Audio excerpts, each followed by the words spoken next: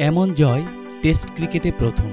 পাকিস্তানের বিপক্ষে ঐতিহাসিক টেস্ট জয়ের পর টাইগারদের নজর ছিল সিরিজ জয়ের দিকে, এমনটি জানিয়েছিলেন অধিনায়ক নাজমুল হোসেন শান্ত। তবে সিরিজের দ্বিতীয় ও শেষ ম্যাচে প্রথম ইনিংসে পাকিস্তানের 274 রান তাড়ায় 26 রানেই 6 উইকেট হারিয়ে খাদের কিনারায় চলে যায় বাংলাদেশ। সংখ্যা ছিল ফলোঅনের পরারও। তবে সেখান থেকে লিটন দাস ও মেহেদী হাসান মিরাজের ব্যাটে 12 রান পিছিয়ে থেকে প্রথম ইনিংস শেষ করেন লাল সবুজের প্রতিনিধিরা। আর তারপরে গল্পটা তো সবারই জানা। দ্বিতীয় ইনিংস জুড়ে পুরোটাই ছিল সফরকারী বোলার ব্যাটারদের দাপট। তাতেই লেখা হয়ে যায় সাদা পোশাকে বাংলাদেশের নতুন এক ইতিহাস। অনেকের মতে এক ইনিংসে 30 রানের ব্যবধানে 6 ব্যাটার হারানোর পর ম্যাচে ঘুরে দাঁড়িয়ে জয় তুলে নেওয়ার কীর্তি এটাই প্রথম।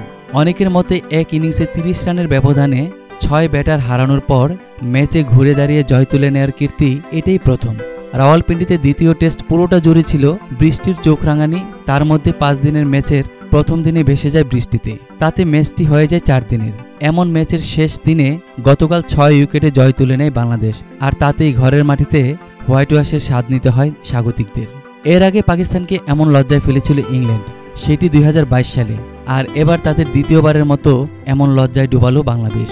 গত পরশু শেষ ইনিংসে 185 রান তাড়ায় 42 রান তুলে দিন শেষ করে বাংলাদেশ জয়ের জন্য এদিন প্রয়োজন ছিল 143। মঙ্গলবার জয়ের জন্য ধীরে সুস্থেই ব্যাট করতে থাকেন টাইগাররা, কেননা ম্যাচ সবসময় নিয়ন্ত্রণেই ছিল। রান তাড়ায় কখনো মনে হয়নি বাংলাদেশ হারতে পারে। যদিও হারিয়েছে 4টি উইকেট, তবে সহজেই জয়ের বন্দরে পৌঁছে যায় শান্ত বাহিনী। তাতে দ্বিপাক্ষিক সিরিজে দেশের বাইরে তৃতীয়বারের মতো টেস্ট সিরিজ জয় পায় বাংলাদেশ। এর আগে 2009 সালে ওয়েস্ট ইন্ডিজের বিপক্ষে প্রথম ও 2021 সালে জিম্বাবুয়ের বিপক্ষে দ্বিতীয়বারের মতো দেশের বাইরে সাদা পোশাকে সিরিজ জয় পায়।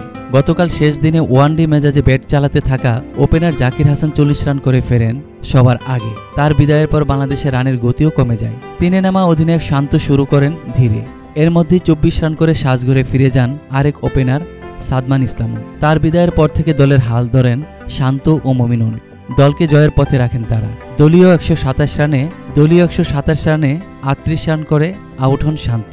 এছাড়া জয়ের সময় মাঠে থাকতে পারেননি মমিনুলও। দৃষ্টিকটু একটি শট করে 34 রান করে আবরার আহমদকে তুলে মারতে গিয়ে ক্যাচ দেন তিনি। বাংলাদেশের জয় এসেছে 2 অভিজ্ঞ ক্রিকেটার সাকিব আল হাসান ও মুশফিকুর রহিমের হাত ধরে। 51 বলে 22 রান করে অপরাজিত থাকেন মুশফিক। 43 বলে 21 রান করেন সাকিব। যখন জয়ের জন্য 4 রান প্রয়োজন সাকিব তখন আবরারের করা 56 ওভারের শেষ বলে 4 মেরেই ম্যাচ শেষ করেন।